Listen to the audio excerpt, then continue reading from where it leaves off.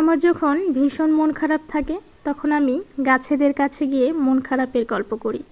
কিন্তু আজকে দেখেন, এই যে ভেঙে যাওয়া পাখা নিয়ে প্রজাপতিটাকে দেখে আমার আর মনটা খারাপ নেই। প্রথমে এসে আমি অবাক হলাম যে প্রজাপতিটাকে হয়তোবা কোনো পোকায় খেয়ে ফেলেছে। এই যে পার্পেল হার্ট গাছটাই ছিল, তখন ফেলে দিতে যেয়ে দেখি উড়ে চলে গেল।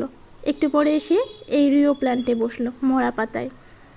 আসলে এটা থেকে আমাদের জীবনের অনেক বড় একটা শিক্ষা আসে। প্রতিটা মানুষের জীবনই এরকম দুঃখ কষ্টে ভেঙে চুরমার হয়ে যায়, কিন্তু জীবন যুদ্ধে বেঁচে থাকার জন্য ঠিক এই প্রজাপতির মতোই আমাদেরকেও লড়াই করতে হয়।